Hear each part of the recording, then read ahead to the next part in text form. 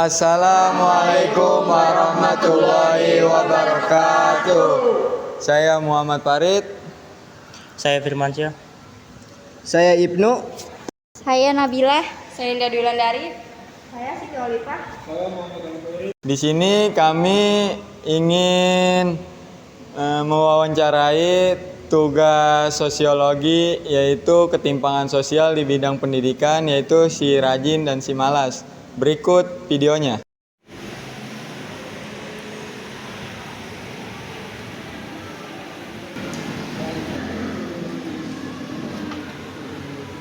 Apa saja sih penyebab Anda malas mengerjakan tugas? Karena di kelas itu awalnya berisik, bikin pusing, jadi males banget kawannya ngerjain tugas. Apa saja sih faktor-faktor yang menyebabkan Anda malas? Karena mapelnya susah dan guru juga kurang untuk menjelaskannya. Jadi gitu Kak? Iya. Oh, jadi itu semua yang membuat siswa itu kadang suka jadi malas. Iya. Mengapa kakak selalu menunda-nunda atau tidak mengerjakan tugas? Karena mager aja sih, kalau bisa ntar kenapa harus sekarang. Oh gitu ya kak. Buat kakak, kenapa ketika jam istirahat bukan istirahat malah masih tetap mengerjakan tugas? Agar cepat-cepat istirahat. Dan apa faktor kakak rajin sekolah? Karena saya ingin membangun kemampuan saya dan prestasi saya.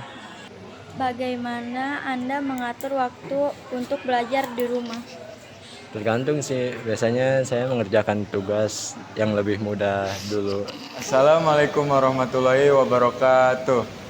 Assalamualaikum warahmatullahi wabarakatuh. Jadi kami di sini dengan Bapak siapa? Abdul Hakim.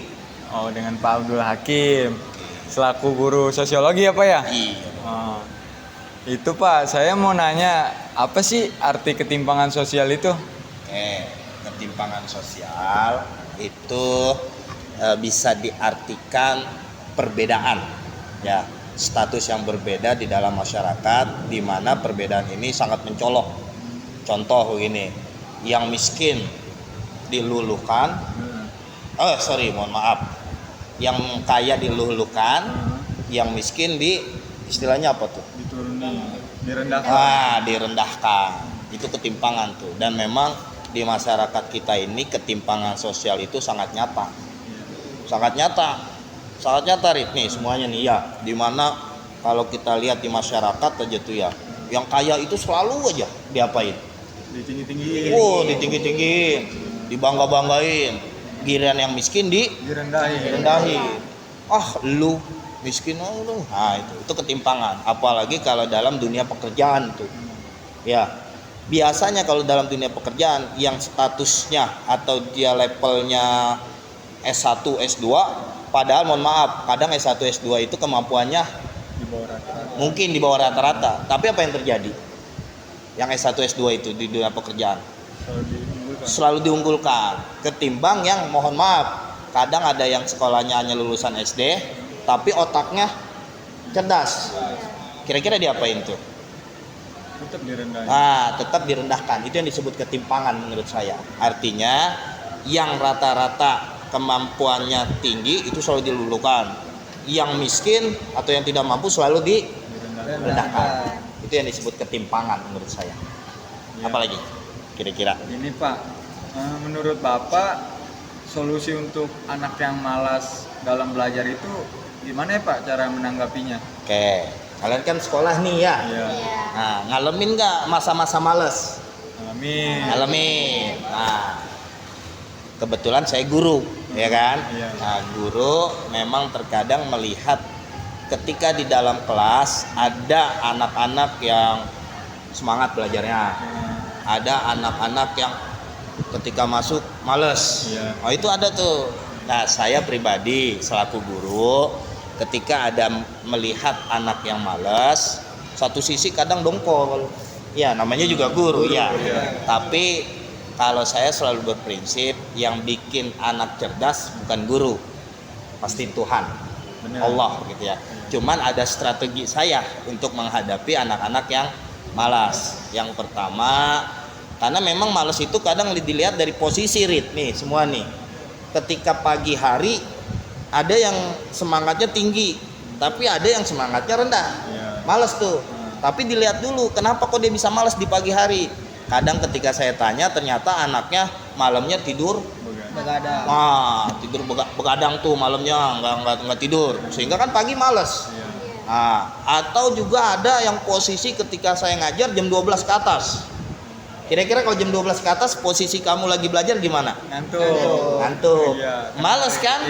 Nah, artinya bahwa kalau seorang guru, bagi saya pribadi nih, lihat posisi waktu dulu.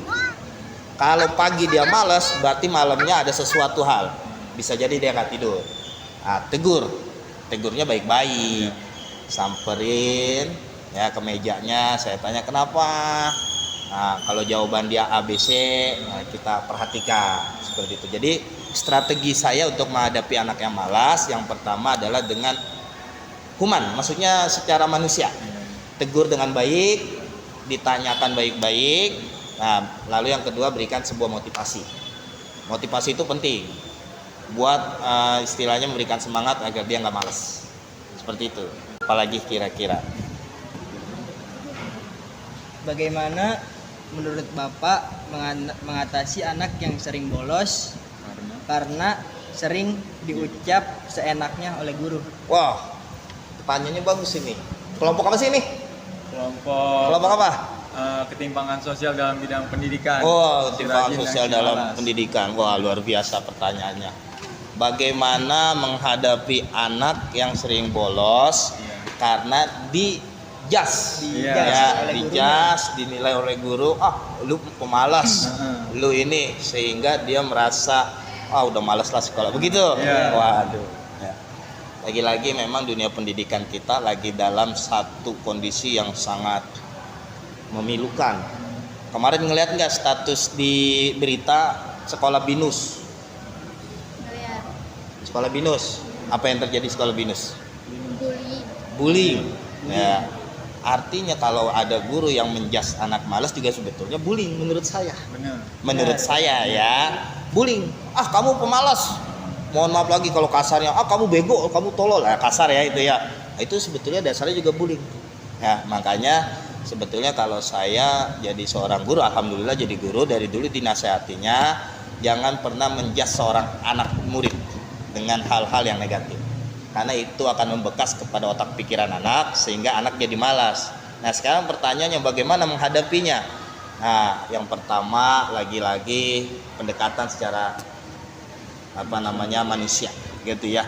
Kita dekati, kita nasihati, kita berikan rasa sayang lah.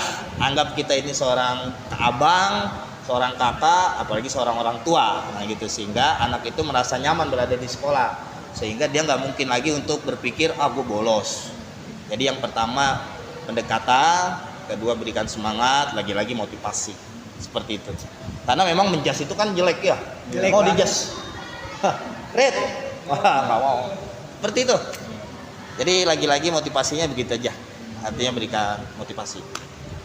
Ada lagi? Bapak, bagaimana cara menyikapi anak yang malas belajar? Menyikapi anak yang malas belajar, wah memang sekolah itu, jangankan kamu ya, saya kalau boleh jujur juga dulu malas sekolah. Malas sekolah, bener ya.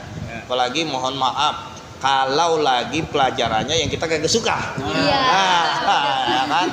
Kalau lagi nggak suka tuh kadang otak lama banget waktu. Itu ya. Lagi-lagi yang pertama, strategi saya sebagai seorang guru, yang pertama adalah lihat situasi dan kondisi. Kadang saya kalau lagi ngajar main ketawa kan ya, sering ketawa ya, sering bercanda. Itu salah satu dari strategi saya biar anak setidaknya satu nyaman di kelas. Artinya dengan saya memberikan rasa sayang di kelas, anak merasa nyaman, aman, dengan ketawa, dengan senyum, itu udah memberikan satu motivasi, anak gak bakalan males. Jadi yang pertama berikan senyum di kelas, tuh senyum, terus kasih apa lagi, ya bercanda-bercanda, ya baru materi kita masukkan. Nah itu strategi saya pribadi ya. Kalau guru-guru lain saya tidak tahu bagaimana. Cuman intinya adalah bahwa keadaan di kelas menentukan anak. Kalau di kelasnya kaku, anak pasti udah males. Mungkin tiduran, mungkin ini itu. Tapi kalau di kelasnya gembira, gurunya bikin motivasi, semua akan lancar. Seperti itu. Apa lagi kira-kira? Udah sih Pak. Percaya? Ya. Oke. Itu aja. Makasih atas saran serta solusinya. Ya. Nah, mungkin satu, ini kan direkam ya. Iya. Saya doakan lulus dari SMA 5 kalian jadi orang-orang sukses. Ya. Yang paling utama jangan pernah lupa sama temen. Iya. Ya, karena saya prinsipnya nggak pernah lupa sama temen. Iya. Harus main sama temen. Gitu ya. Iya, Oke, itu saja. Terima kasih. Terima kasih Bapak. Oke.